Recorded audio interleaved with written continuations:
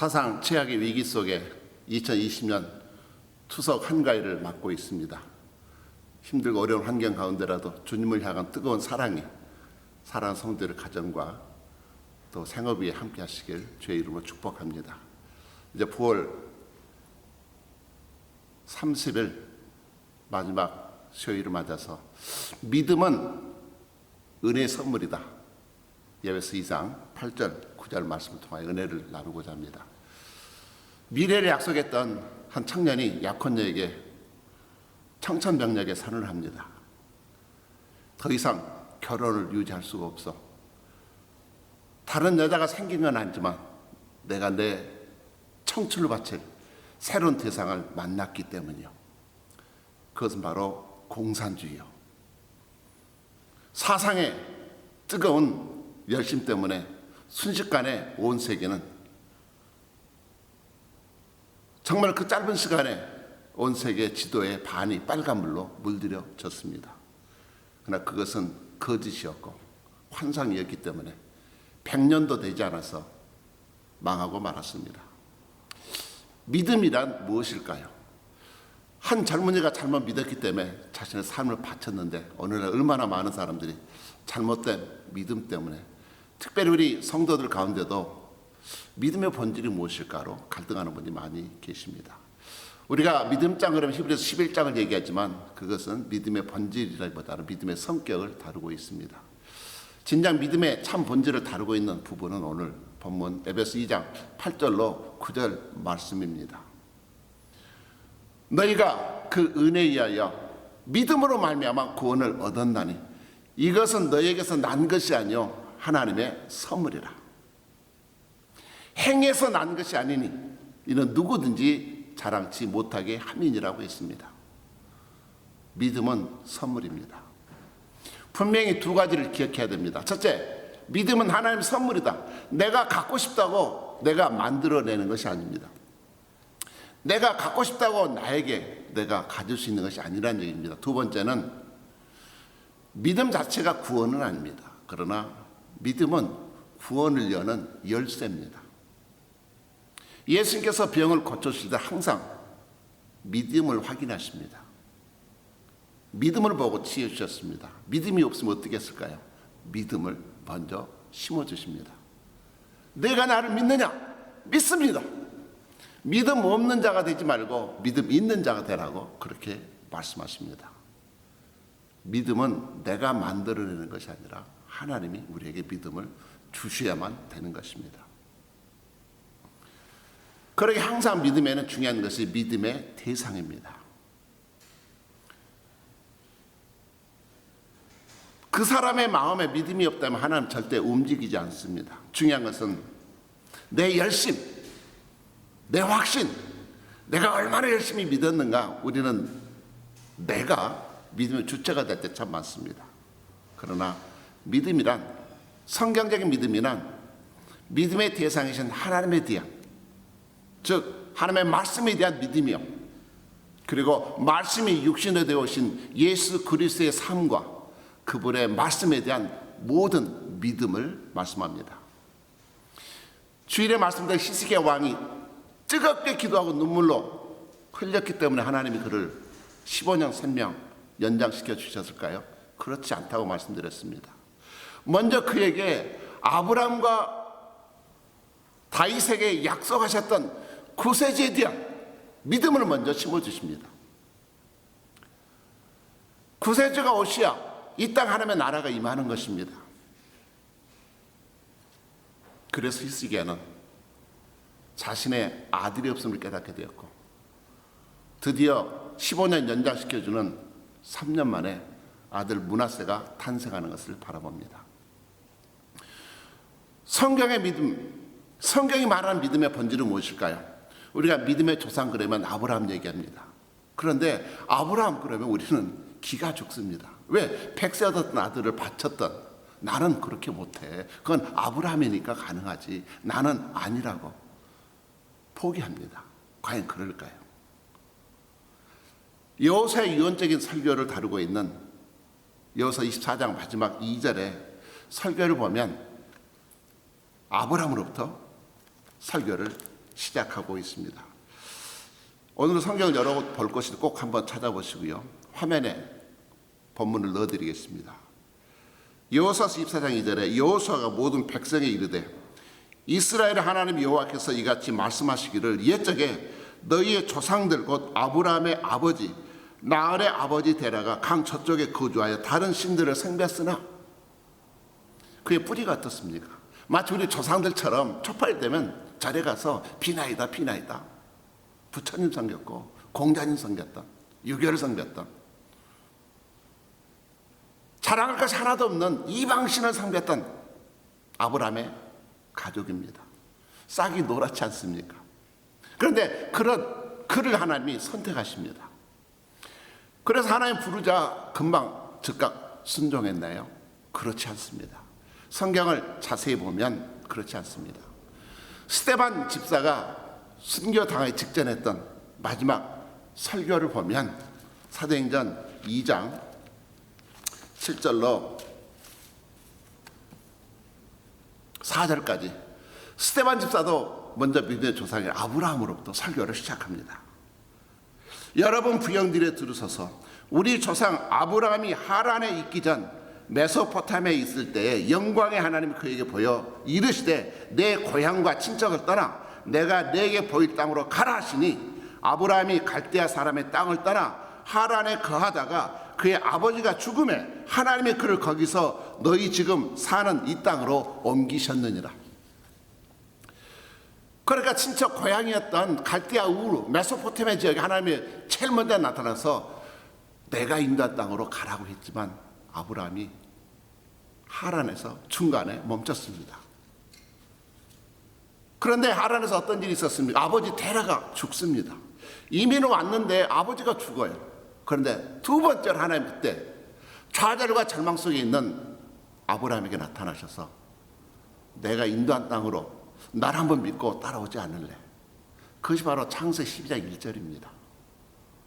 이미 11장 마지막 부분에 하나님이 고향에서 아브라함을 불렀습니다.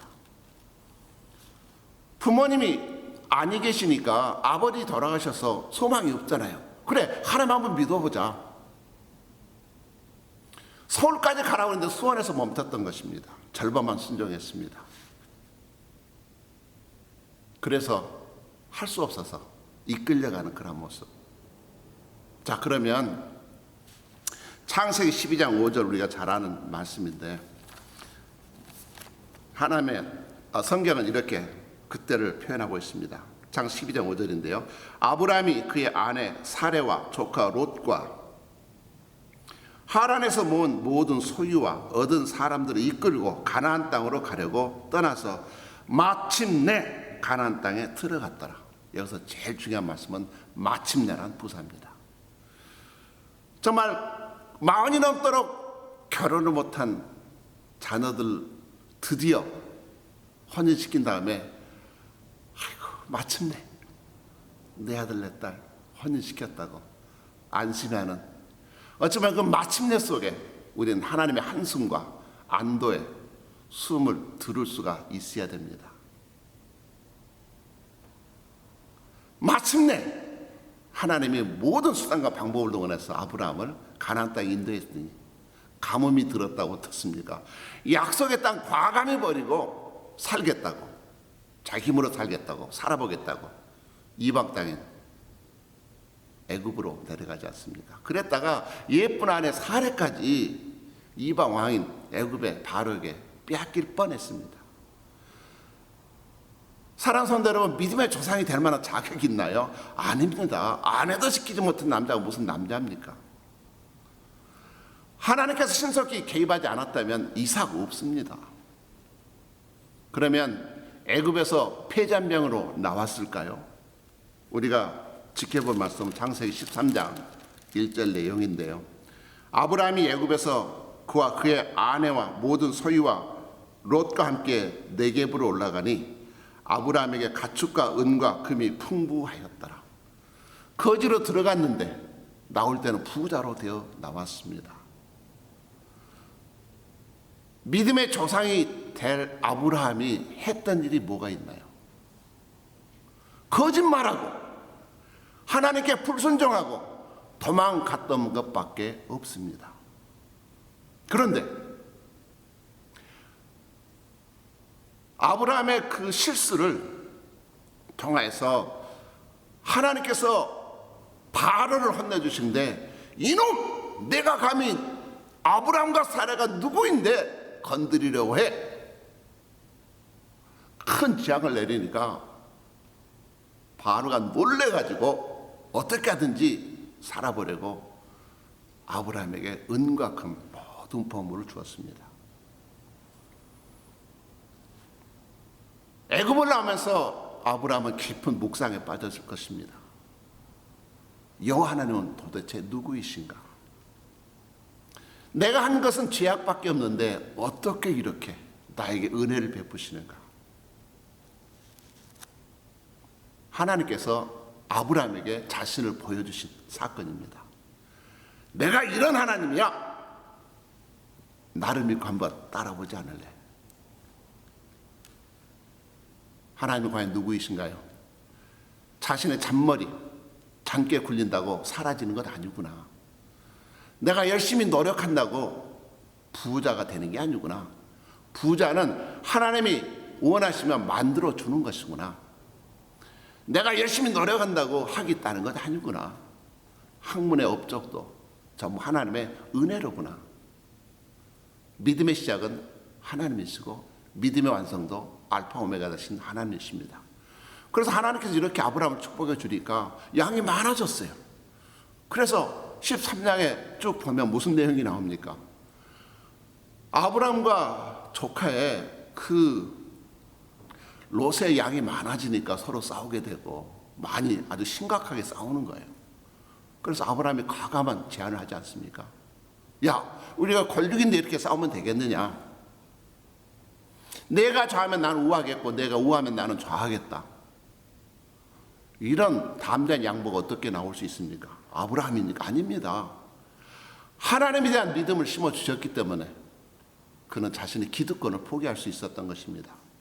신앙이란 무엇입니까? 내가 가지고 있던 상식, 기존의 가치관, 인생관들을 과감히 내려놓고 하나님의 약속의 말씀을 붙들고 내 삶을 온전히 인도에 가실 수 있도록 위임해 드리는 여정입니다. 얼마나 복되고 축복된 여정인지 모릅니다. 항상 장밋빛 길이 있는 건 아닙니다. 그러나 하나님 우리를 훈련시키시고 연단시키시고 우리의 실수와 잘못에도 불구하고 절대로 하나님이 하신 약속은 포기치 않습니다.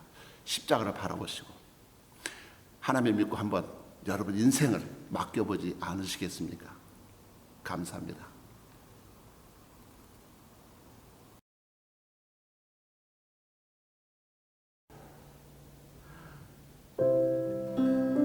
주 안에 사랑하는 성도 여러분, 벌써 9월의 마지막 수요일입니다.